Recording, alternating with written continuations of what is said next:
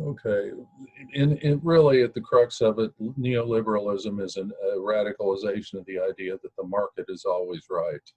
Um, Liberalism had become in the United States and much of Europe something where a safe social safety net was embedded within the system, and governments would act to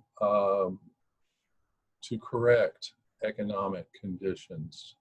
It wasn't, the market was not allowed to just operate with the freedom that many people thought it should have. Also, free trade was a big part of that as well. Now, the embedded liberalism, it was called, of Europe and the United States from the end of the Second World War to the 70s, there were constraints upon the flow of capital and trade as well, importing and exporting, for instance. This was a period when American workers tended to be paid a little bit higher relative to their productivity. Um, Obviously, with the advent of trade agreements like NAFTA and the World Trade Organization's agreements, it's been easier to invest, in many cases shifting production to another country where wages are lower than it had been in the past, due to changes that were gradually made over time by advocates of what we will now call neoliberalism. So, in any event, moving on. Okay, here's a bit more about Piketty's book, Capital in the 21st Century. So take a look at that. Here's one of the charts from that where you can see what they call the Great U-turn. This is the top 1% share of total pre-tax income in the United States. And here you look back to 1916, just before the First World War, and it's about 20%. It went up right until just before the stock market crash in the beginning of the Great Depression. It was about 24%. So the top 1% of income earners are getting 24% of the income. And you see it go way down here, 1932, the depths of the Great Depression, back up a little bit and further down. This is the era of the Second World War. A lot of money was poured into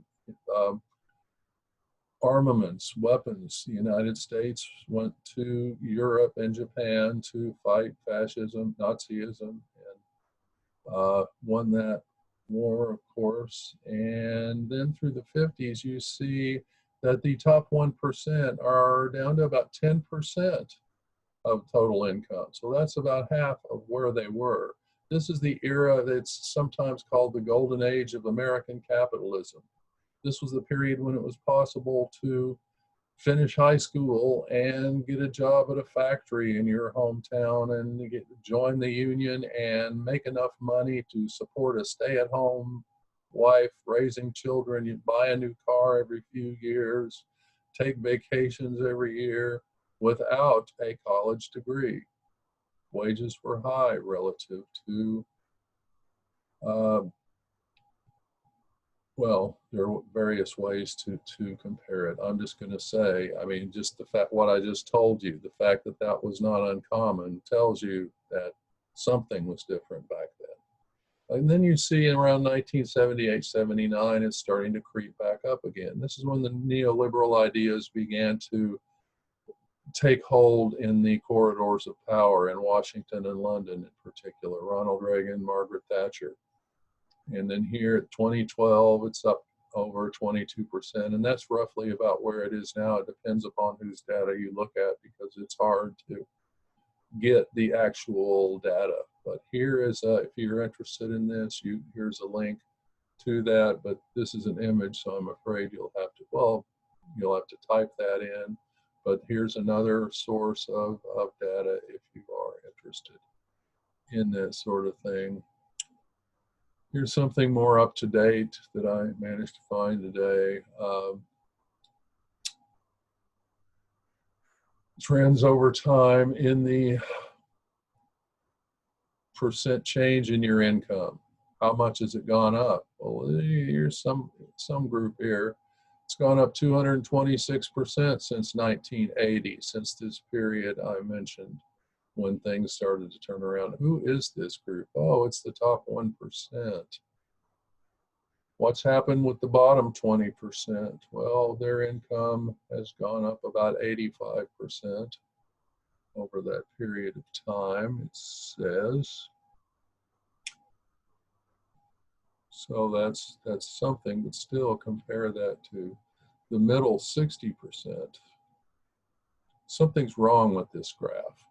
Something is wrong here. Well, perhaps not, I don't know, but the middle 60% would be between 20 and 80%, 80th percentile. And you see theirs is 47%. So I'm not completely sure about this, but I will verify that now that I look at it. I'll think about it as well. But in any case, you see the difference here. So this may not be in inflation adjusted dollars. I think it should be, but I'm not sure. So, because there are other graphical displays of, all right, so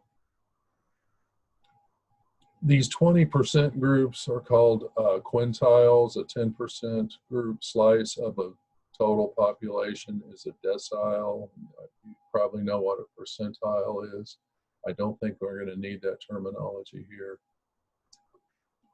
Okay, here we see real median household income. If you watched lecture 1, part 3, you know what a median is and its importance.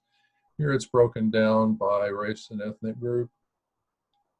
And so take a look at that. There may be a question about the general pattern that you see here. So in case you're curious, the median income in the United States in 2018 is about $61,937. That means half the households in the United States made more than that, half brought in less. In Texas, that number is 59,000, so it's a little lower than the national. If you look at the city of Houston itself, the median income is 49,399 in 2018. You can count on it being lower next year as a result of everything that's happened to us since March, the economic shutdown and the very partial recovery.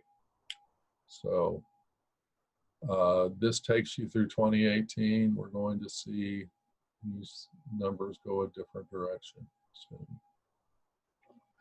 As I mentioned, wealth is the amount of money or other resources you've accumulated. Income is the payments you get for work. Inequality and this wealth inequality can be self-perpetuating. You know, that old expression, it takes money to make money. Sometimes that's called the Matthew effect. The rich get richer and the poor get poorer. Something from the Christian New Testament. Cumulative advantage. This is an important number to remember. Is from 2815. Of all the numbers that I've presented when discussing this stuff, this is the one that I think is worth remembering.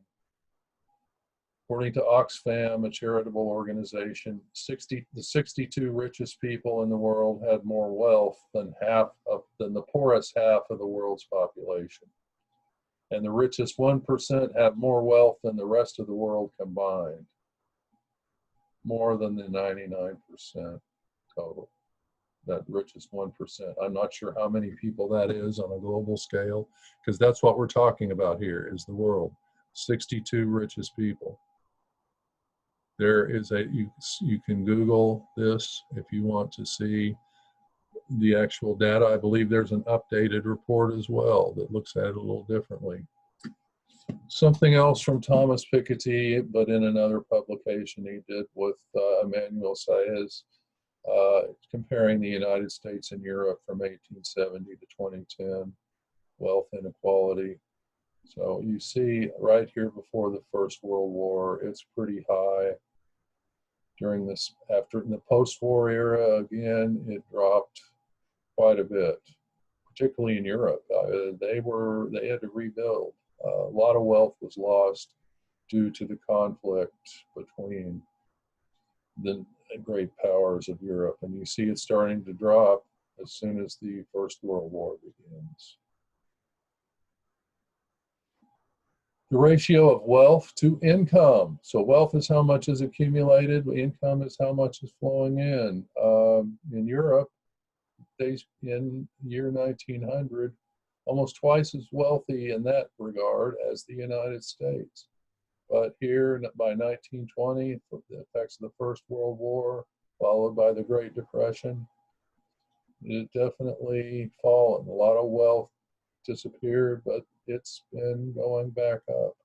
You don't see quite as extreme a pattern for the United States. But nevertheless, here is an important one. I mentioned, again, median, half above, half below. Here we can see the impact of what was called the Great Recession of 2008, the financial crisis. Some thought that was the end of the neoliberal approach to just setting markets free and the government keeping their fingers out of the economic sector. However, neoliberalism is still embedded in Washington, in London, in Brussels, throughout the world. There's have not been significant changes in the way the economy is regulated since then. So here we see the median income in the United States. This is why I have, okay. They're asking people, what was your median income in the previous 12 months, the previous year? So for instance, here for 2007, that's the median income for 2006 to 2007. You see it starting to drop during the recession, and it continued to drop, and it flattens out here 2011, 2013, and it gets up to 62,000 or 61,937. Not much further, not much higher than it was in 2007.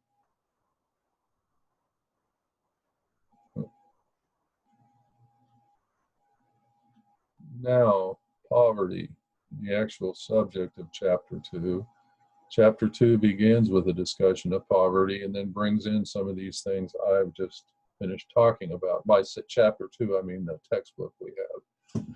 Okay, a definition of poverty, a condition in which some resources, usually they're material, that is money for the most part, or housing, but sometimes cultural / symbolic are lacking. So, pretty basic definition. But it comes down to the poor are those who don't have enough of whatever it is a person needs in society at that moment in time to have an acceptable quality of life, or one that's at least as good as the average, for instance. Really a big part, perhaps the biggest part of the group that are typically called the poor are actually the working poor. There are many stereotypes about the poor. So I ask you to read section 2.2, the textbook. There are a number of them. For instance, that people are poor because they don't work hard. Well, no.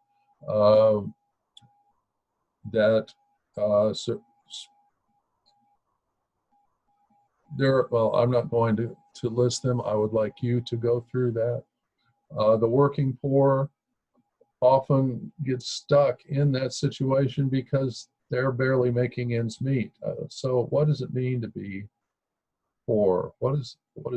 I'll mention that in a minute. There is a number that the Census Bureau uses as a threshold of poverty, but I will tell you it is higher than what one would earn, a single person would earn, working 40 hours a week at a minimum wage job. So the fact that the minimum wage has not increased significantly for quite some time and was allowed to lose most of its value until just recently, is a factor in poverty and inequality in general. A lot of the working poor are often those people, you're living paycheck to paycheck. You're one paycheck away from homelessness in many cases. You're not truly destitute. You may have enough food to eat most of the time. Often you may have to supplement that with something from the food bank or short-term government assistance from SNAP. There's also the informal economy that many of the poor are involved in. That's harder to track. The informal economy is basically just that. It's an underground economy of sorts in one level, but it's not necessarily underground. It could just be someone working on TaskRabbit, taking jobs through an app on occasion and not having a steady expectation of having a job, having work and a paycheck, for instance. There are many predators out there that are ready, willing, and legally able to take advantage of people who are living near the margins of homelessness, really, in many ways. Payday loans, for instance. You can take a loan out against your next paycheck if you can't wait for your next paycheck. Now, interest rates are ridiculously high on that. If you can borrow a small amount of money and you may pay several times that amount by the time you're done. Many auto loans are high interest. It's easy to buy a car, and people need cars in many cities, like Houston is a case in point. But the interest rates you pay on automobiles can be really exorbitant. There are always those who will finance a car even if they suspect they will be taking it back soon. You don't see that as much in housing now. You used to. I was acquainted with someone in Dallas who had come into some money, and so he bought a number of fairly cheap houses, and he would sell them to people who he knew would not have the ability to make the payments, but they had a down payment. So he would get the down payment, and within a few months, they would miss a payment. He would foreclose, take the house back, and sell it again to someone just like that. So he's selling the same house, multiple times, set of houses, several times a year, perhaps, knowing that he is going to take them back, and his profit's going to be the down payments that he's able to get. That's a predatory behavior. Yeah, I hope you never have to do this, but you can take a loan out against your car. If you own your car free and clear, there are outfits that are called cash for title agencies. You sign up for your car to them, basically, and they give you a small loan. And then there will be fees and very high interest rates. So you may pay 3 times the amount of that loan, even if you pick it up, you do it within a month. You know, when you multiply, and there's very little regulation of these entities, or very little acknowledgments that these are predatory operations, at least in Texas. So there are some states that have taken action on these things. So the poor often find themselves living in what are called food deserts. There's a limited number of places to buy groceries. They often tend to be overpriced. You may not be able to find fresh produce at whatever is nearby. If you can't afford a car, you go to the grocery store on the bus. You may not go far, or you may walk. So in addition, simply just being in a situation where economically you have to rent a place to live and you're never able to come up with a down payment or be able to own a house, you're going to pay more for your housing as a result in the long run.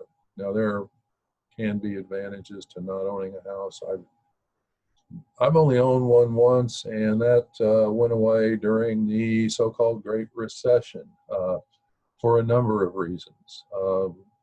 You might have heard back in that era, people were buying too much house. They were buying houses they could not afford. Well, my wife and I did not do that. She was an attorney at UTMB in Galveston. But you may, if you were living here, you might remember Hurricane Ike, even if you don't really remember the economic crash. They happened about the same time.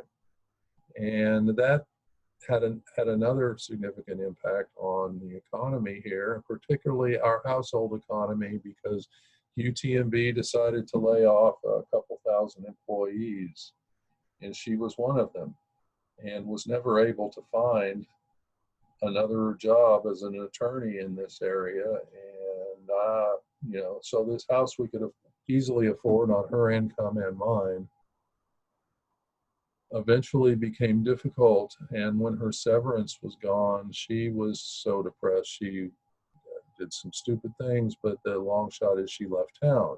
So I was there by myself to make payments on a house that had been supported by mine, plus an attorney's income. And the county did not pay me that much. So eventually the house went back to Deutsche Bank. And that happened to a lot of people then, but we had not purchased more house than we needed. But nevertheless, most of us in our textbook, I believe it says most people between the ages of 20 and 75 are at some point going to have an income that is below the poverty line. I certainly have been from time to time. I have not been for a while. It used to be the case that the elderly were poor, very poor, extremely poor. There was nothing like Social Security until the 1930s, and even then it was phased in. It's more generous now, and it had more the impact on reducing poverty among the elderly than any other action or program the government has created. So,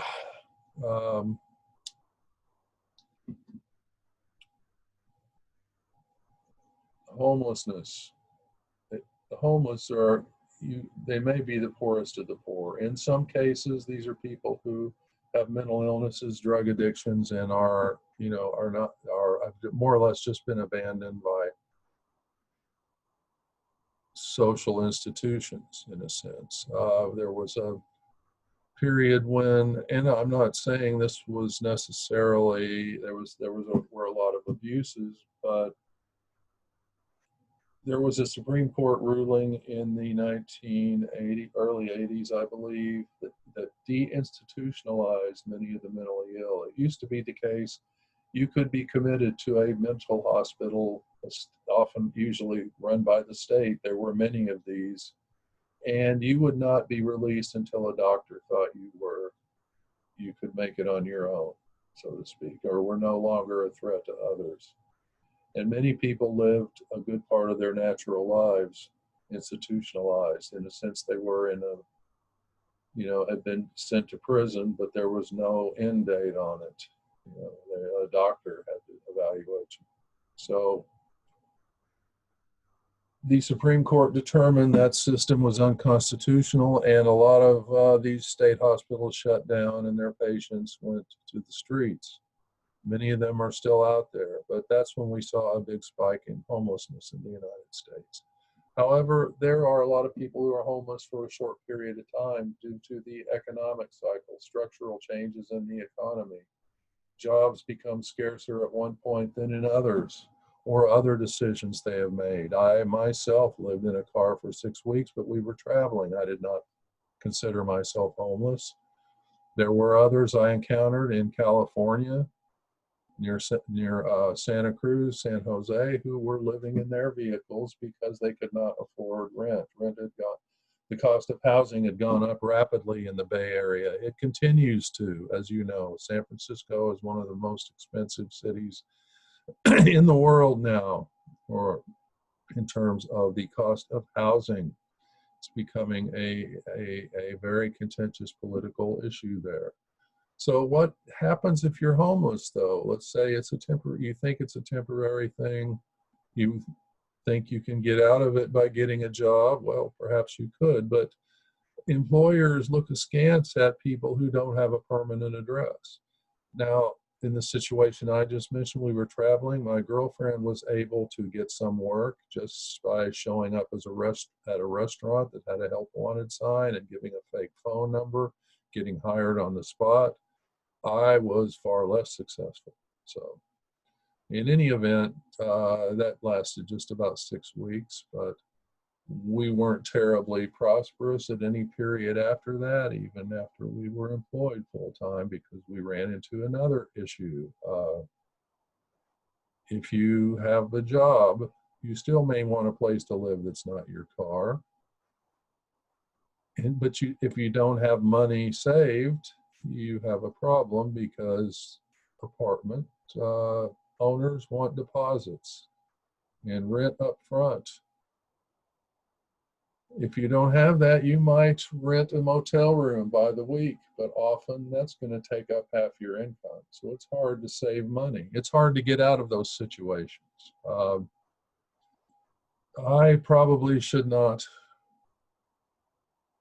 go on that much much further. There are, in some cities have taken a more progressive approach to try to deal with the problem of homelessness than some of the cities in Texas. In Seattle, has been a good program that was successful. I don't know what it's going to be like as a result of the pandemic and everything else. I know they had converted some of these housing units, which were not really intended to be permanent housing units, for COVID care during when the pandemic began. And in theory, it was harder to find a spot if you were homeless in Seattle. There was our Governor Abbott had an ongoing battle with the mayor of Austin over homelessness in Austin. He felt they were being too tolerant of homelessness. We've also seen some of that here in Houston. I don't recall seeing them lately, but there was a part of the approach to homelessness in Houston that the city leaders had endorsed and the state endorsed, was to put up billboards encouraging people not to give money to someone standing on a street corner. That was their big part of their plan. I'm not sure what else they did. You may recall some cases where some homeless encampments were destroyed by city employees and officials. But, I haven't had time to research all the local history of that. So if someone would like to do that and write something or even give a presentation to the class, record a video, by all means do that. You can get a substantial amount of extra credit for a project like that. So poverty varies significantly by race and ethnicity, by age, by gender, particularly if you are a female head of household. The odds of you being below the poverty line, which I'll define in a moment, are higher than they would be otherwise. So there's a concept, the feminization of poverty, and that's what I was just referring to. This on a global scale, women bear the burdens. They're more likely to be poor than a man in the United States and globally, I believe. So you can differentiate also a couple of terms that are useful. The difference between absolute poverty and relative poverty. Absolute poverty means you're at the edge of survival, or you may be facing the end. That obviously is how the famines, widespread food shortages due to bad harvests, insect infestations, et cetera, et cetera. That's how famines end for many people. They simply die. You may have heard of the Irish potato famine in the 1840s when many Irish came to this country because they were starving to death in Ireland. Ireland was controlled by Britain. Much of Ireland was owned by British landlords, and they had encouraged people to plant potatoes because it was a very cheap, easily grown source of food for the people that they were hiring to work to produce other agricultural products, wheat, for instance, or livestock, sheep. So the poor would work for very, very little in the form of wages, but they could eat cheaply and survive from potatoes they might be able to grow near their own cottage. Well, there was a fungus which rotted most of the potato crop. The British continued to export food that the Irish, while they were starving to death, were producing for British landlords. And it was not uncommon, apparently, to see people simply drop dead, literally, from hunger while they're working. So that's absolute poverty. Relative poverty is where you don't have the things that you feel you should have to live at the same standard of living as others around you. That's why it's called relative. Maybe it's relative to an average person in the country. It could be someone in your neighborhood, even, or other people in your neighborhood. And there's some extreme poverty. The World Bank has defined that as having no more than $1.90 US equivalents per day to live on. $1.90. Not many of us in the United States could live on $1.90 a day. That's for everything. That is for everything, not to. So, in other words, $60 a month, a little bit less. The number of people in extreme poverty has gone down. It's going to go back up. No, there's no way around it. Just don't have the data yet. The United States is the richest country in the world, but we don't take very good care of the poorest among us. And income, as I've discussed, it's not distributed terribly equally. You would never expect to see it equal, really, but there are degrees of inequality. We are living through a period with a higher degree of inequality than we saw again in the 1950s. There's a specific indicator, numeric calculation sociologists use called the Gini coefficient that allows them to compare every country in the world. And we are the highest inequality you see in South Africa and Saudi Arabia, I believe, the most recent that I saw. But we are up in the top tier as well. By we, I mean the United States. So part of the American ideology is this is a meritocracy. If you have natural talent and you work hard, you can ascend the social ladder and become rich. You can become the next Bill Gates. We're talking. Ideologies tend to be sets of ideas that they can make the world seem, things in the world seem natural, normal. That's just the way it is. Or they can make in particular, a situation that is not natural, where there is an inequality, seem like that is the only way that the world can be. Or they can mask the reality with some falsehood. So I don't know where you would want to put the notion of a meritocracy on that scale. And I don't want to say there's no reward ever from hard work and being talented, because many people do move up the socioeconomic hierarchy. You know, they make more money than their parents did in real adjusted terms. But typically, for most of us, most people do not move far from their class origins. Meritocracy is an ideal. The reality is it helps to have connections. It helps to have good luck. It also helps to be born into the right family. It's not an absolute. Education is correlated with income pretty closely. The more education you get, the more likely it is you're going to have a higher income than not. So there's a real benefit to getting an advanced education. So at least there has been. So now let's define poverty.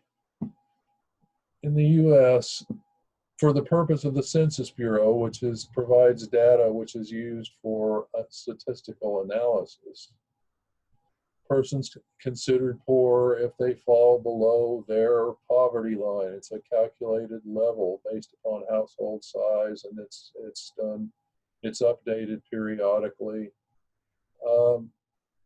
This was first calculated in 1963 and 64 on the basis of a method developed by Molly Orshansky, a food economist at the Social Security Administration. And she basically determined the monthly cost for a minimal diet, something that would provide all of the nutrition needed at a bare minimum for a family of certain sizes. So this was in an era also when people cooked their own food all the time. You didn't get fast food. You didn't go out for a pizza. You didn't order something delivered. There were no microwave meals and so forth. So this is making stuff from scratch, from rice and flour and sugar and all these beans and so forth, and some meat, of course, since we had to keep the beef producers happy.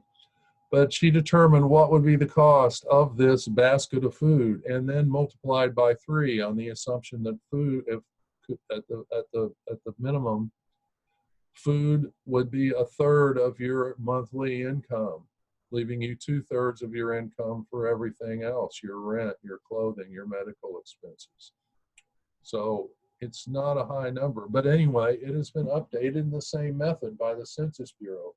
There are some means-tested government programs like TANF and the SNAP, what used to be called food stamps, that use different guidelines, but for the purpose of determining how many people are in poverty, we still use this very strange old method from Molly Orshansky. Now, there's also a concept I didn't mention, being near poor. So up to 125% of the poverty line. So that's a little bit higher. And there are a lot of the working poor are in that category too.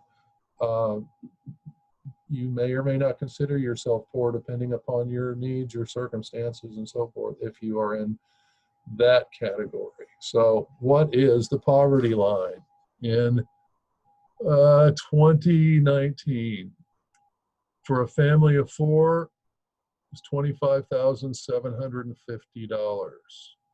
So if you were working full-time at a minimum wage job, you're going to make about $15,000 a year. So if you have a wife and 2 children and you are not, when you're working one job minimum wage, you are poor, no question about it. The odds are good that somebody else in the household is going to work, and even if they do, you could still fall below the poverty line. So, oh, by the way, for each additional person in the household, there's an extra, it goes up by $4,420. For each fewer, so let's say it's a family of 3, that's $4,420 less. So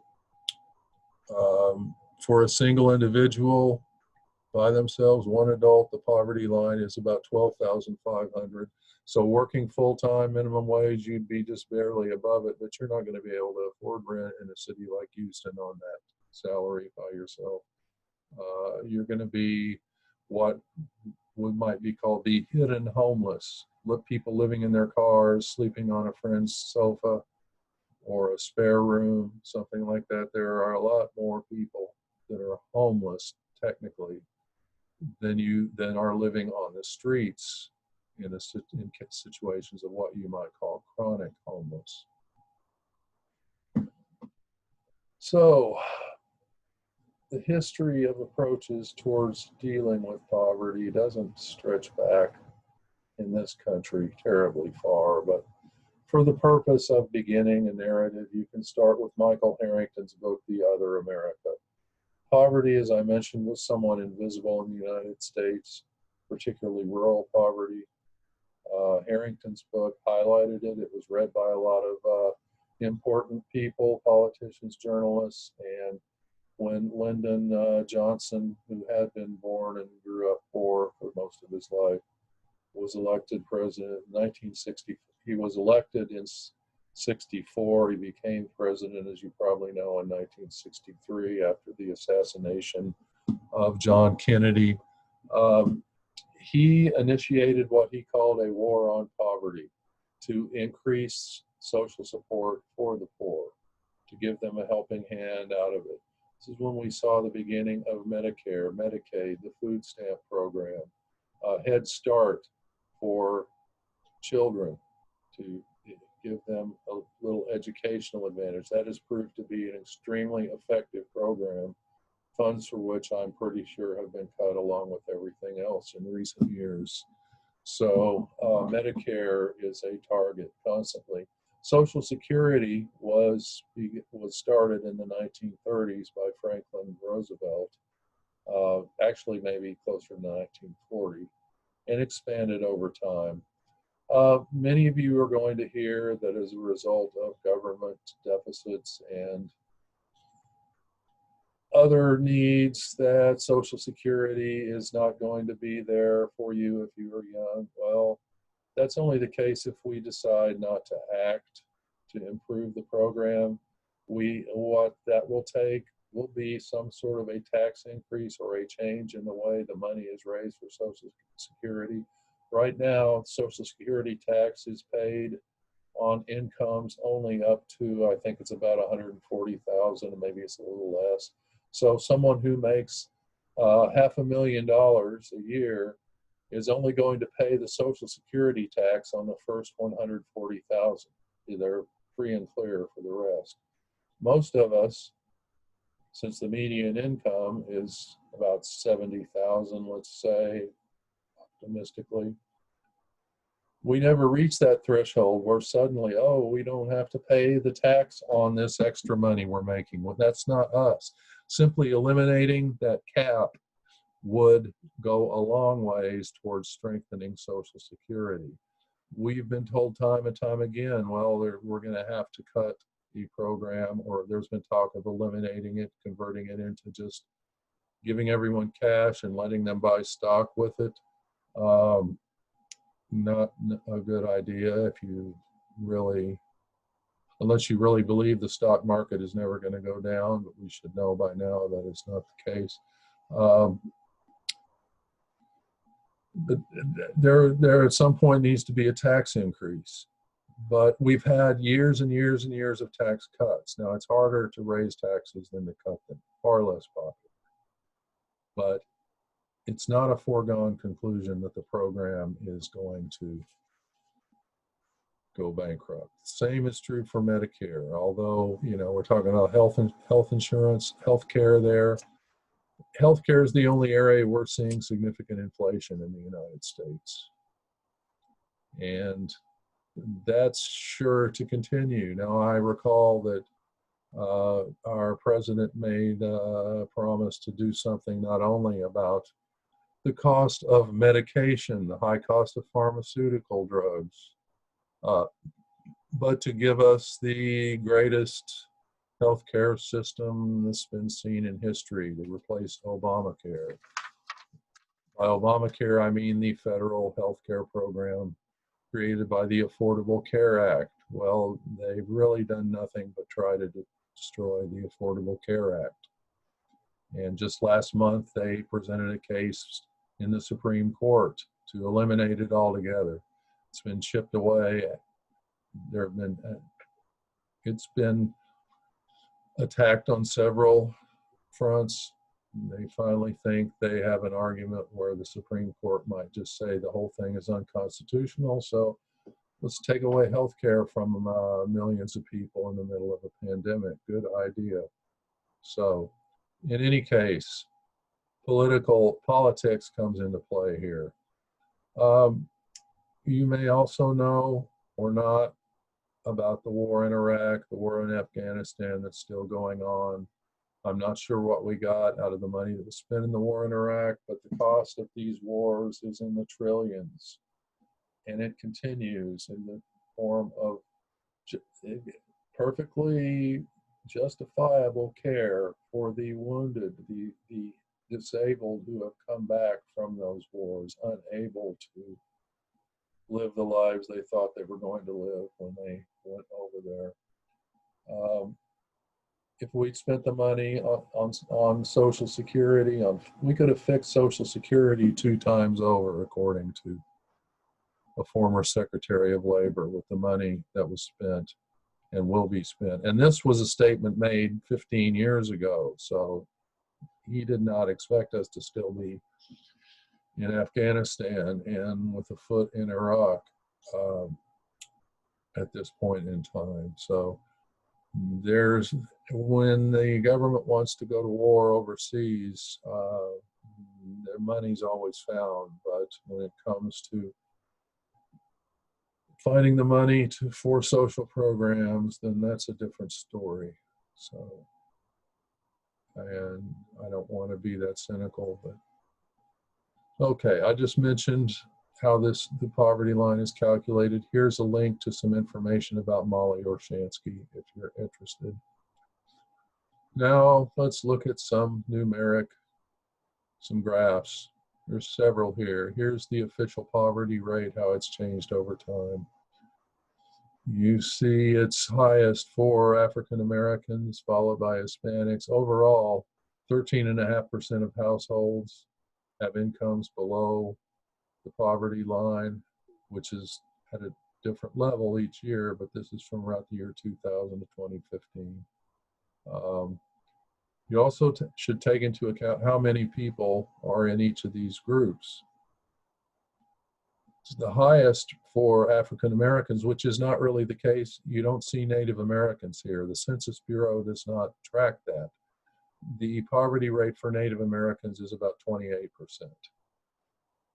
That's the smallest of these groups that really, well, they're not there, but they're a smaller group than any of the others. Because there are so many white people, this 10% amounts to more people, individuals, than any other group. So you can truly say, if someone makes a claim to the contrary, well, I'm not saying, the rates are important. That's what's important. That shows the systematic disadvantage.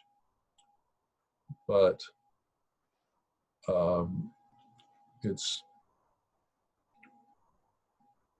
the case that most poor people are white. They have other advantages as well, of course. You don't measure white privilege on this scale per se. It's measured in the income statistics for sure, but and you could definitely argue that the difference in rates is definitely a reflection of it, and it probably is. So this came from an article which was showing that the poverty rate was going down. It had gone up here through this period of the Great Recession. It's going down. We expect to see this go up. So this is out of date. I'm just presenting that so you can see this map of the United States where you see where poverty is highest. It's highest in the darker the color here of the blue, the darker the blue, the higher the poverty rate. So New Mexico, where you will find many Native Americans. New Mexico is about almost 50% Native American by population. And the South. So here's a year-to-year percentage change in poverty rates. It gets us to 2018. dropped the most in 2014, 2015, and then it wasn't dropping quite as fast. And we're going to see it on the other side of this when we get to 2020. Here is a more up-to-date map of the United States showing the poverty rate, the percent of people in poverty. So these darker purple, 16% or more.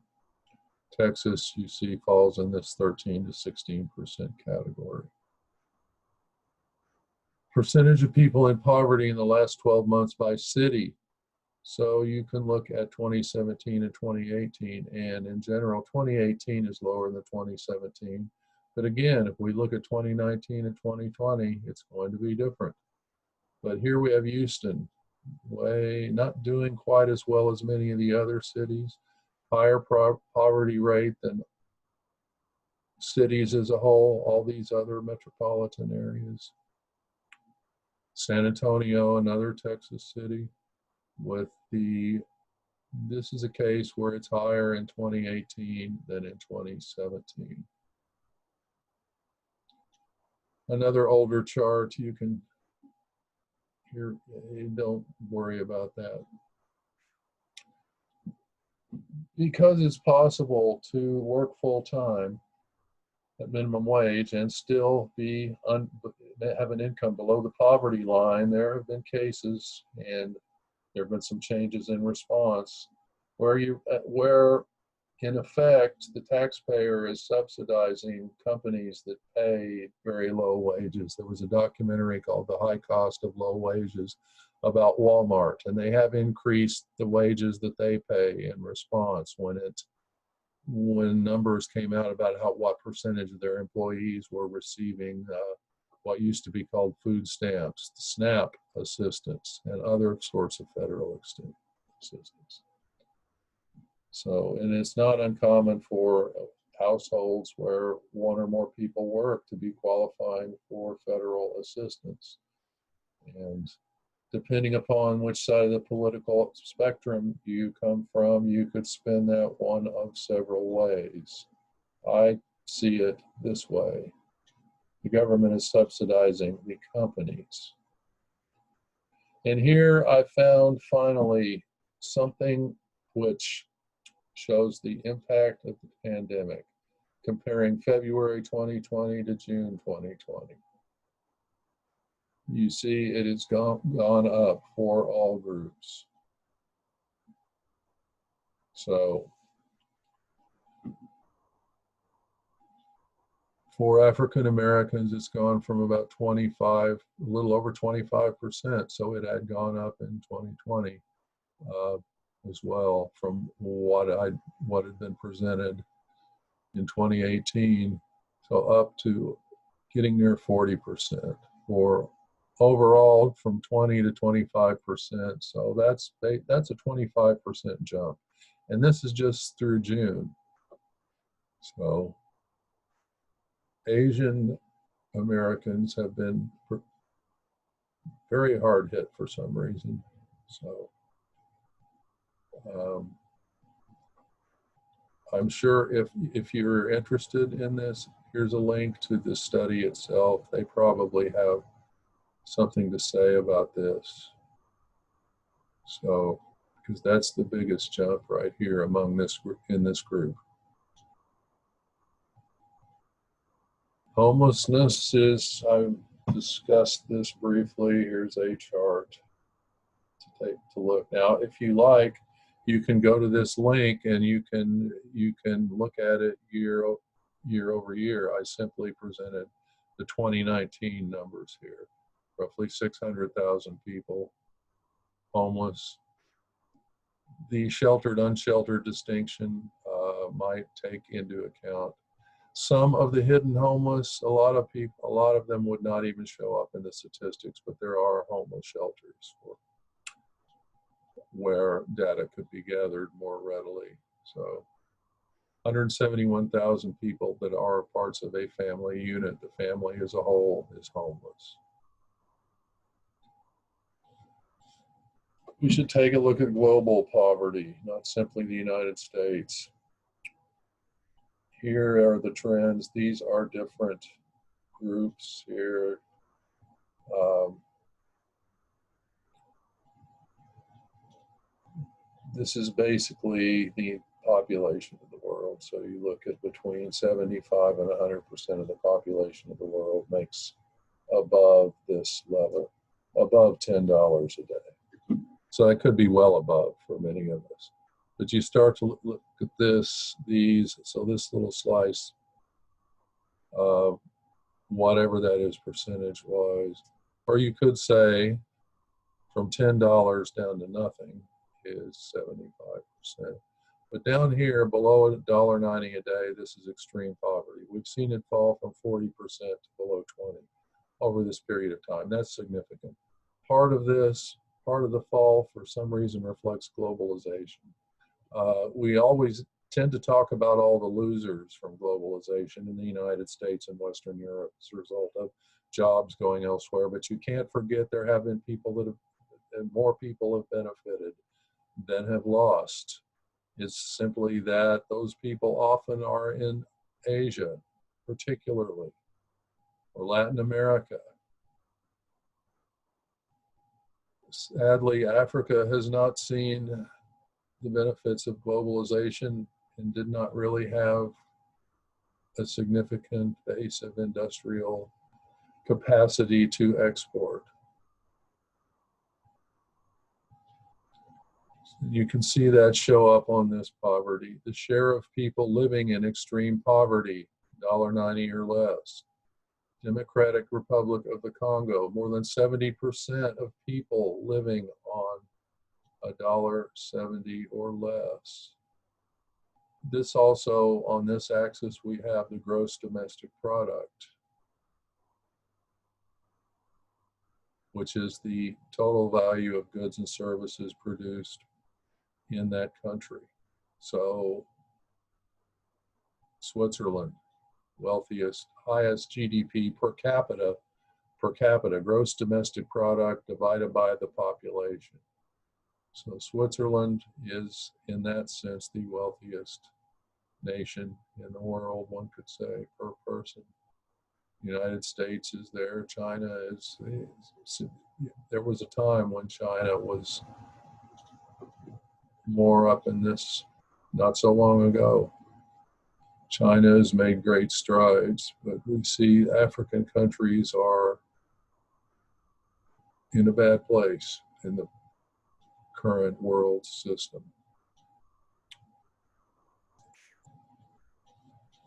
I mentioned moving up the social hierarchy, the ladder, that's called social mobility.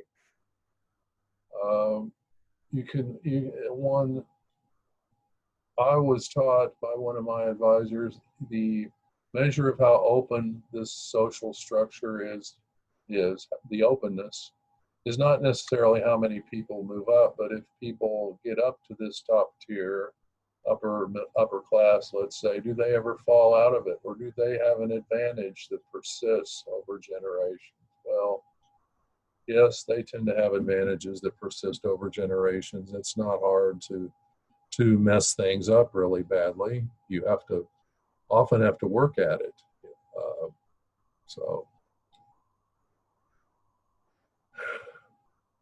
So just a few terms that aren't really going to be dealt with on the exam. You've heard of caste system. It's a type of stratification system where there really is no social mobility. And similarly, chattel slavery, where one person owns another.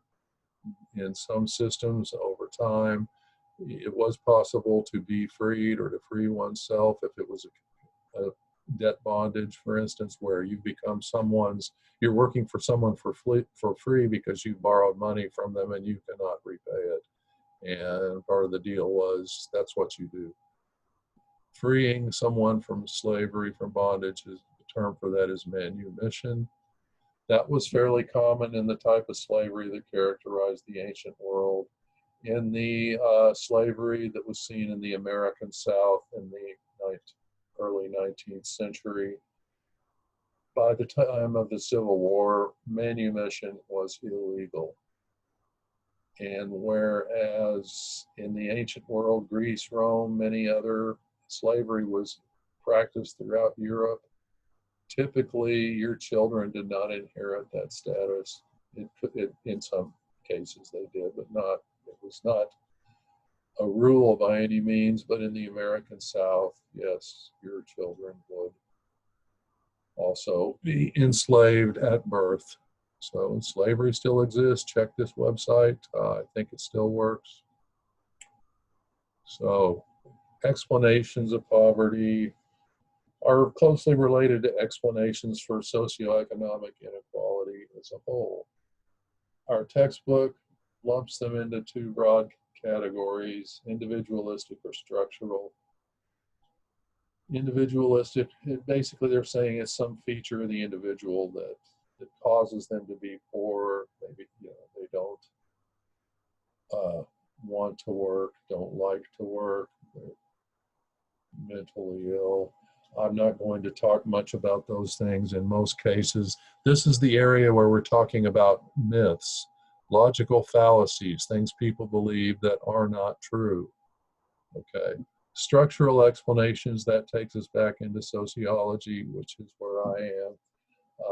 So if you remember from lecture 1, part 2, I believe it was, the core concepts, there are 3 broad groups of sociological theory: conflict theory, structural functional theory, and symbolic interactionism. Symbolic interactionists mostly study, like, what is it like, what is life like for someone who is poor, for instance, or is homeless, or you know, every interaction between a homeless person and someone they're asking for a dollar from. You know, what's going on there? Things of that face-to-face interaction. The conflict theorists and the structural functionalists are looking at more big picture explanations. For the structural functionalists, inequality and poverty as well, I assume, has a positive function. A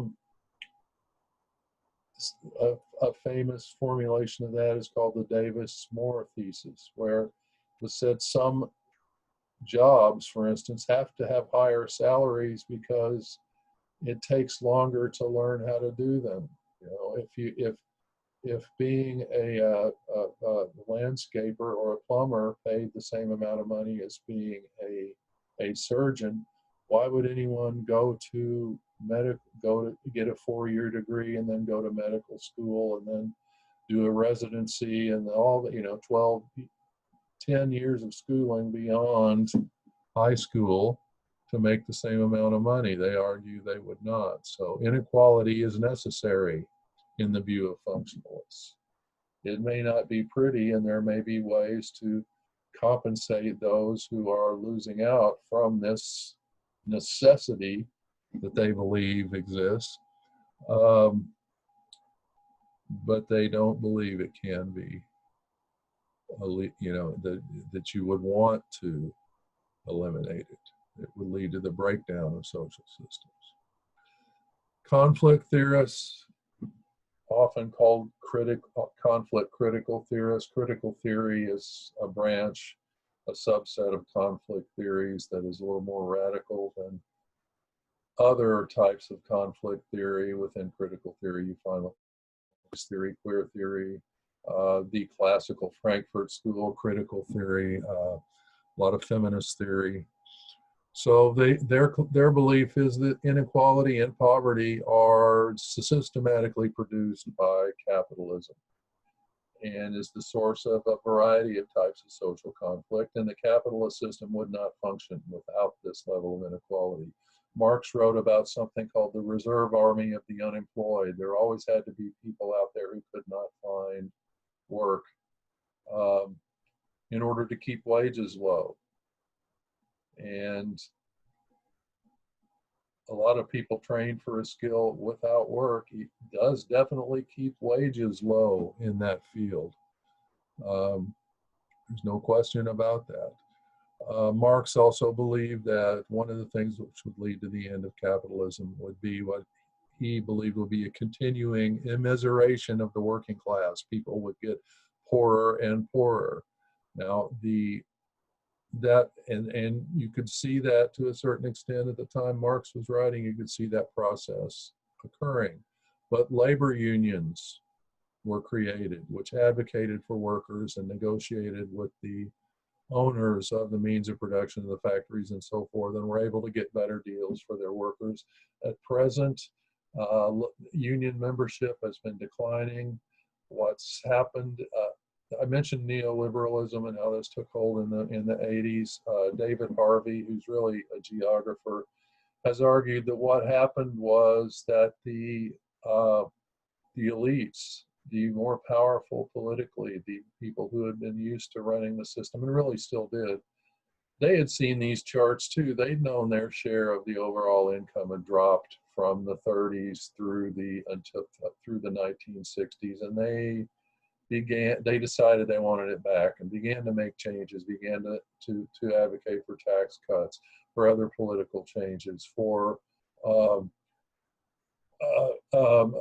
began to hire consulting firms to actively try to break unions, to keep them out of their workplace, to lobby in individual states to eliminate something called a closed shop, which is a situation where at a particular company, industry, or just it might be the entire industry, or it might just be a particular producer in a state. It used to be common to require people going to work in an industry or a company to join a union. That's called a closed shop. You have to join the union, and some of your income goes to pay your union dues. But the union probably did more good for you than you got than you would have got just having those dues to spend on going to the movies or something. I don't know. Anyway, that's just speculation on my part, but definitely you see an increase in economic inequality tracking a decrease in union membership. That I could be trafficking in the fallacy of it follows, therefore it's caused by, or the forgetting that correlation is not causation. But there's definitely theoretical understandings that would suggest that there is a causal relationship there. There's some other theory groups that are subsets of the conflict theory school to explain global poverty. There's a global division of labor, as according to the world systems theorists. World systems theory is still around, they're very active. Modernization theory and dependency theory were two older approaches to understanding and explaining poverty. Modernization theory was kind of the functionalist equivalent of explanation. And it was dominant in the United States in our approach towards our dealings with the rest of the world through the 50s and 60s. But it really was abandoned to a certain extent. It's still out there, it's still taught. There's the notion that an economy will eventually, at some point, they will begin to modernize. There will be a takeoff. They will start to develop, to build industries and employ people at higher wages, and birth rates will go down at some point, which tends to be associated with reductions in the overall poverty rate, et cetera, et cetera. Dependency theorists countered this by saying that the partly as a result of the legacy of European colonialism, European nations had actively de-industrialized, de-developed, or underdeveloped the nations which we now call poor. They had been doing better before the Europeans got in there. They began to use their people for cheap labor, or just simply enslave them and send them elsewhere. So dependency theory was in the 60s. That was a lot of sociologists were working in that field. World systems theory has sort of supplanted that point of view, but it still incorporates a lot of those ideas. it was a deliberate critique of modernization theory, and it's very historical in nature. So it has some roots in dependency theory, as well as certain school of French historical analysis, the Annales school named after their journal, as well as Marxist theory. And in a nutshell, they believe that there is a core of powerful countries in charge of the world system, and they dominate some weaker peripheral states, which tend to be suppliers of raw materials, metals, commodities like wheat and cattle and so forth. And then there's a semi-periphery, more or less in between. This might be Latin America now, Australia, some other nations in Eastern Europe, where you see some intermediate steps in production of refining the raw materials. But the design and the control of distribution takes place in this powerful core, which right now is the United States, Western Europe, Canada perhaps. Most of them would see China eventually displacing the United States and Europe, because they, as I said, they have an historical bent, and they see that no core set of core nations dominates the world system forever. No, at least up to this point in global history. There's a cyclical pattern that they have identified. The world systems theorists study what are called and develop, explain commodity chains, how products are the life history, the ecology of a particular product, for instance. Do a lot of research on that. So I'm thinking, that's kind of where I decided to end it. Read chapter 2. This is, as I said, this incorporated some things that are more related to socioeconomic inequality and to poverty per se, but really you cannot talk about poverty without talking about social class and politics and the economy. We'll revisit some of this when we get to the section on work and the economy, and I'll try not to be too repetitive then, and I think this is it. That should be enough for you to chew on. Now, I also want to say, it is possible I said something in here that will be on an exam at some point. If you have not watched this, and if you get this far, obviously you have watched it. So you're not who I'm talking to. So I might as well not say it.